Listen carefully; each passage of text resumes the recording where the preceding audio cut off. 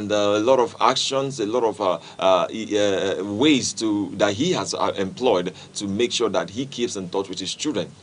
None of those things were regarded, of course. Then it will tell you what this means, that many things happen, and we are trying to see it from this side as it's one thing he can look into and try and do what he has to do. Well, it is also said that it's been 18 years, like I said, it's been 18 years that this thing has been going on. He flew from Italy down to Cote d'Ivoire to see the Calvin Bassey when he was playing for Super Eagles in the AFCON, but he was not granted permission, and he has been finding his way to reconcile. Not that he even had issue, according to what he said, with the wife, just that they had the husband and wife argument in the morning, and he left for work, just returning in the evening. He could not find the wife and the children, and it's been years and years, of course, this has happened. And Calvin Bassey, on the same hand, has not made any official voices, official anything official. He has actually been calm. Of course, this was just yesterday, so we are looking forward that in the coming days there would be some updates on this, and Calvin Bassey would come out to say, will come out to talk about this. Of course, you know that when someone starts to get successful and all those things, many things come around it, but we're not going to attach this to any emotions. We're just going to hear from both sides to know what's really happening. You know, Calvin Bassey has been a pivot defense for the Super Eagles when we played AFCON, just the concluded AFCON,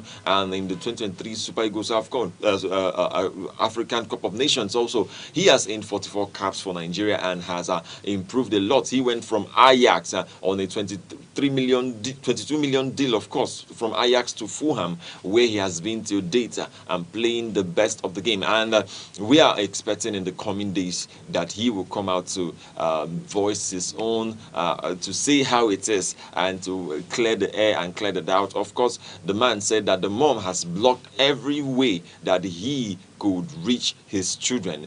They are just three guys, and even to the last, even to the first, even Calvin Bassey too, they have not been able to be in contact. And Calvin Bassey, his original name is not Calvin. Bassey, of course. Bassey is the name of the mom. So Bassey also said in an interview some time ago that he experienced the love of a mother. The mom has been with them right from childhood. So right now, that the way he could honor the mom is to change the name and put the mom's name as an eternal memorial, that kind of a thing. So this is what he said. He said that he grew up just seeing the mom and having the motherly love and motherly care and everything. So that is why he changed his name from the name he used to answer from his dad's name to his mom's name. The name of the mom is Bere Bassi. So, and she's from Anambra State. So that is actually what we're kind of having right now, and it's how it is going to be and how it is so far from what we have been seeing. And moving on in the same news around sports and what's happening in the world of sports, we are talking about Sevilla preparing to hand over to appoint Sergio Ramos. They have reached agreement to become the new Sevilla owner. This is something that we have not seen coming, but it is very, very important that we look into this a little. Sevilla are now in the final stages of appointing a new owner with Sergio Ramos. Sergio Ramos, the former Real Madrid and Sevilla defender, poised to be in the takeover in the coming months. And this is actually a bid, and other people had to bid. An American consortium fronted by Antonio Lappi and Fede Quintero, they have been in the pole position also to take over the Andalusian side, but they have fallen by the wayside in favor of the club's former player. And earlier this month, it was reported that Ramos made his bid move to take over as Sevilla's new owner. And after the American consortium they fell away, they fell apart. Then the club had to, just decide that the 39-year-old had to, he has a share, he has a share in the club, and he's a shareholder in the club. And one of the things that you will see is that he is someone who he has an influence also. When you talk about Sergio Ramos, you're not talking about just a normal defender. You're talking about one of the best defenders in the world at the time. Right now, age comes up and age tells on you. But right now, he wants to resort to the business side of football to take over Sevilla as the new owner. The ice cream prize is said to be by the majority ownership and headed by former Sevilla president Jose Maria del Nido Benevento. That's 45%. And a group formed the Alice, Caron, Guijaro, and Castro families alongside ACAB, and they formally shared 777 partners, that's 40%, which has reported to be 500 million euros. But right now, but as Cadena and SER, the consortium led by Ramos had managed to secure an agreement in principle for 450 million euros. And Ramos is hoping to have a purchase of his ratified by the club. He's hoping that at the end of the day he's going to have he's going to make that bid, and it's going to be something that he's going to take in, and that is something we are not ready to see. Of course, being a football fan, seeing Ramos playing from Real Madrid, being the defender, he's one of the defenders that have that is aggressive. If you hear Ramos is on the defense, if you're a striker and you're not proven, you have to go and hide because your leg will hide if he catch you. Well, that is what it is. Because Ramos, we are really when we're growing up, I watched Ramos. I watched him play. I watched how he attacked the attackers. When they're attacking you and you don't know how to, the defender is attacking you. That's the kind of defender Ramos he was. But right now, he wants to settle down and do the football business. That's very good and that's awesome. Still on the news around what's happening in the world of sport, it is said that Serie A club Lazio are targeting a move for Everton midfielder, and his name is Tom Irebunam. That's his name. They are targeting an offer to make to that's Lazio. That's the Everton midfielder. They are targeting an offer to make. And to get this guy into their team. And Irebunam will be seen as a replacement for Rade Belanin in his sale as it's completed. Well, we are talking about same situation. We're talking about the Nigerian-born midfielder is due to celebrate his 23rd birthday in June. And Irebunam joined Everton for 10.7 million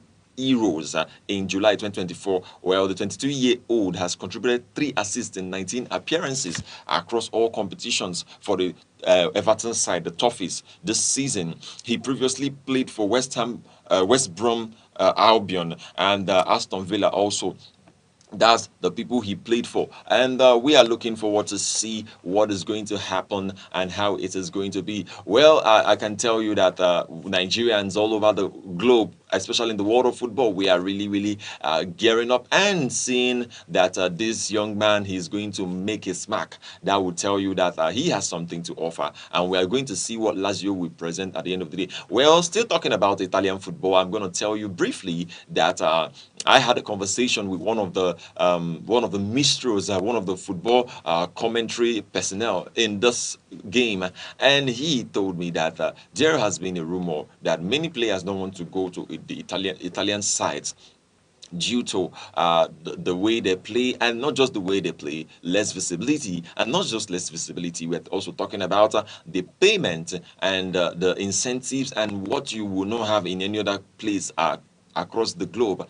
That talking about the rates, it's not so encouraging. Well, this is a rumor, and this is said to be what is happening, and what we could just tame as a rumor, but we're going to find out as we make progress. And you may not compare in the English side with the Italian side. Them play aggressively, but that's not so as football goes. Well, we're going to see what happens at the end of the day. We're going to see if Lazio is going to really take up this young Tom Irebunam to their side. Now, moving on, still in the world of sports and in the world of football, Victor Boniface has come out to say that he is recovering, he is having his rehabilitation. He went back to Bayer Leverkusen, even though he is on a season-long loan at Werder Bremen. The Super Eagles striker has sparked optimism among football fans after posting an update suggesting that he has begun his recovery work at Bayer Leverkusen following recent knee injury. Well, it said that the 25-year-old forward shared a picture from the Leverkusen gym on Monday, writing simply 12:49 p.m. in Leverkusen. The post came a day after Boniface hinted at a return to training on his ex a platform that's formerly known as Twitter account on Sunday with a hopeful message alongside a photo of himself on the pitch. And he says he's going to start training tomorrow. Thank you, Lord. He is thanking God for everything. Well, the Nigerian international, who is still on I told you that he's on a loan contract at Werder Bremen from Bayer Leverkusen, has been sidelined in the recent weeks after undergoing knee surgery. The post generated positive reactions from fans and supporters of many who have been eagerly awaiting updates. He was not called up for the AFCON competition AFCON 2025, so everyone was worried what is actually what went wrong, or how did he go, why was he not called up, and what is actually wrong. But we are seeing, and we saw that he had the operation. It was when he came out to now announce that he is going on a knee surgery, which was successful, and right now he has started rehabilitation. And the post generated positive reactions from fans and supporters, many of whom have been eagerly awaiting updates on his fitness ahead of upcoming club and international engagement, where that although no official timeline has been given for his full return to competitive action, well, the messages appear to indicate that Boniface has resumed light training as part of his rehabilitation. The Super Eagles team also sent him a heartfelt messages to support him following the report of the surgery, and also when they claimed a bronze medal. Well, we are talking about that, and we are seeing that there are lots of things that we can look into, and that is something that we have to put a well. I can tell you that Boniface, when he returns, he is not just a humorous. He is not just a player. He is a humorous. He of the space and brings humor to his game. That one of the big things that we all would need some in life is to have someone that makes us smile. So he makes us smile in a wonderful way, not taking away his Nigerian memories, and also his Nigerian descent, and his Nigerian bringing it and blending with football. That gives us a mad combo, and I can say congratulations and a speedy recovery to our very own Victor Boniface. Still on the news, now it's not going to be in the world of football, it's going to be in the world of handball. We're talking about Aneke wins Olin's Cup in season opener. He wins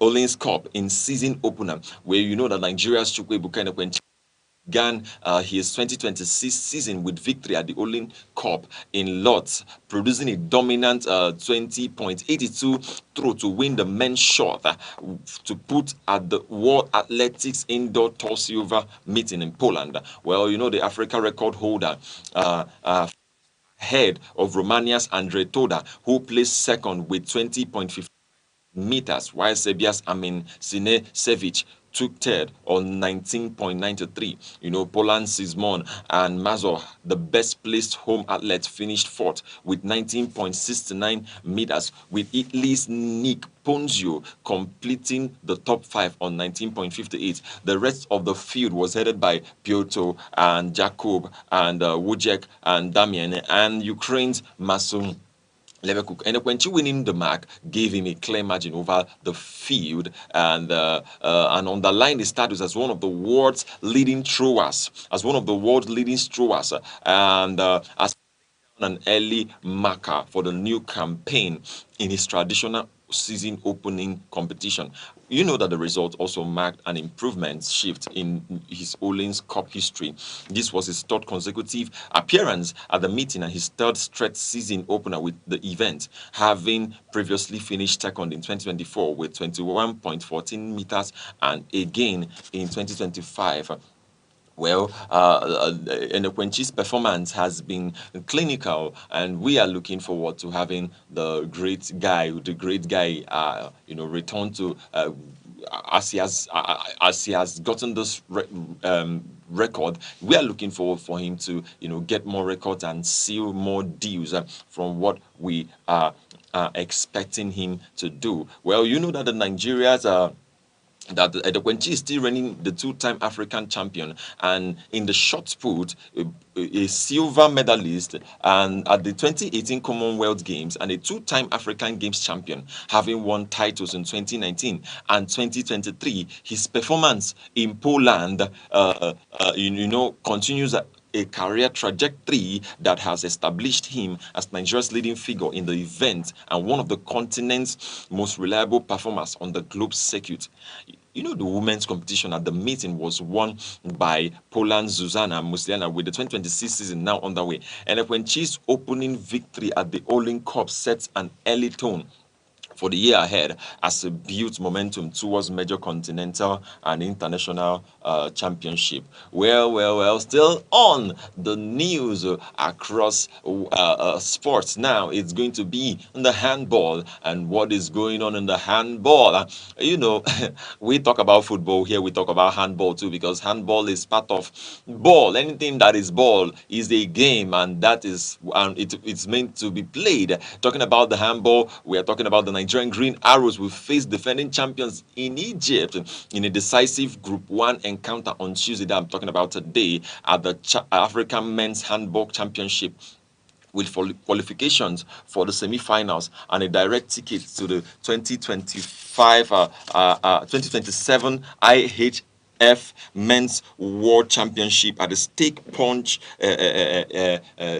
ground. We are talking about that Egypt go into the final round of group matches as leaders, winning after their games, and also scoring 3 goals and conceding 56 to sit top with 4 points and a commanding goal difference. This is what we are seeing in the Nigerian Green Arrows. And I want to move very, very fast to the news coming from Enimba Football Club of Aba. Enimba Football Club of Aba has appointed a new coach to take them to lead them to victory and to ensure the team stability. So far, we are talking about 9-time Nigerian champions and 2-time CAF Champions League winners, Enimba International FC. They have appointed a Cameroonian coach, Emmanuel Dust, as their new head coach, making him the third club's fourth coach in the last 2 years. Dust's appointment was confirmed on a Monday by the Abia State Commissioner for Information, OK Kanu. The former Sunshine Stars gaffer replaced Adeji Ayeni, who spent just 8 days in charge of the Aba-based club. Ayeni has worked behind the scenes since last year following a contractual dispute between Enimba and then the head coach, Stanley Eguma. He officially took charge of his first match last week, which was a goalless draw. And, Ayeni became the third coach to be fired by Enimba within a 2-year period. He became the third coach to be fired within a 2-year period. I'm telling you that it's something that even the governor of Abia State has come out to charge him so that there can be, he can bring the Enyimba Football Club of Aba into their past glory, into their past days of glory, and so that they can also go back to the way they play and, being the best in the world, and also what's happening all across the CAF Champions League. You know that Enyimba Football Club of Aba too, they have actually been been making a great remark before we have the Kun Khalifa. In Abia State we have 3 football clubs. We have the Kun Khalifa, then we have the Abia Warriors, and now we have Enyimba Football Club of Aba. So it is said that the governor has charged them to be able to make sure that he delivers and he brings the team to the best the place where they could be, so that there will not be a lot of issues, and they can also put themselves together. And we will see that in the coming days. We will really see that happening in the coming days, and that is something that we are looking forward to have, because there is no way that we will not look into what is happening. And that is what has been going on in the world of sports.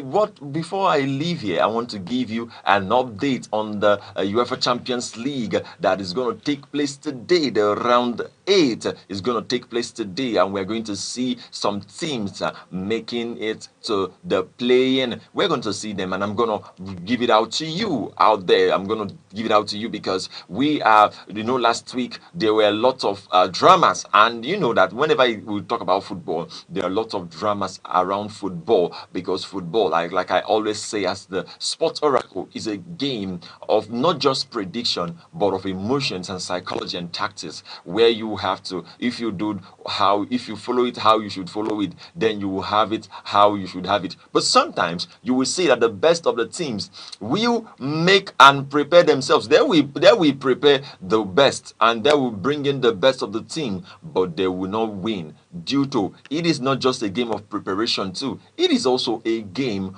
of ensuring that it could be a game of luck, we could say, because we have just been so special. But at the end of the day, we're going to see what happens at that. Well, I'm giving you the how it's going to happen in the Champions League tonight. Ajax is going to face Olympiacos today, and Arsenal is going to face Kairat Almaty. Atletico Bilbao is going to face Sporting CP. Atletico Madrid is going to face Bodo Glimt, and Bayer Leverkusen is going to face Villarreal. Barcelona is going to face FC Copenhagen, and Benfica is going to face Real Madrid. Club Brugge is also going to face Marcel, and Dortmund is going to face Inter. Entering Frankfurt, they are going to face Tottenham. Liverpool are going to face Karabakh. Manchester City is going to face Galatasaray. This is the match that we all are going to be looking up to. This is the match that we are going to be looking up to, and that is something that you may not. And we're going to see what it is going to be like. And I'm telling you that it's going to be one of the greatest teams. Of course, these matches will be tomorrow, and because it is looking like there's an issue around the fixtures and all that. But we're going to find out what it is, and we're going to look into that as the day goes by. And I'm the one and only sports oracle, telling you and wishing you the best of your day as you follow what happens in the world of sports. Have a wonderful morning. See you again.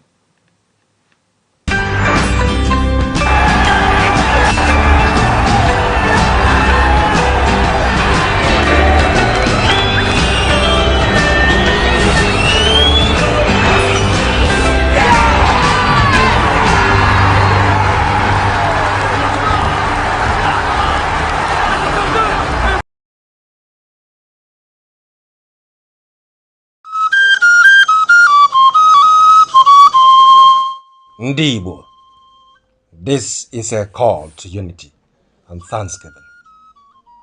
A historic day has been set. A day for one people, one voice, and one heart lifted in gratitude. For the first time in our history, Igbo archbishops and bishops, in one spirit with Ohaneze Ndibo, have set aside the last Saturday of January as the Igbo World Day of Adoration and Thanksgiving.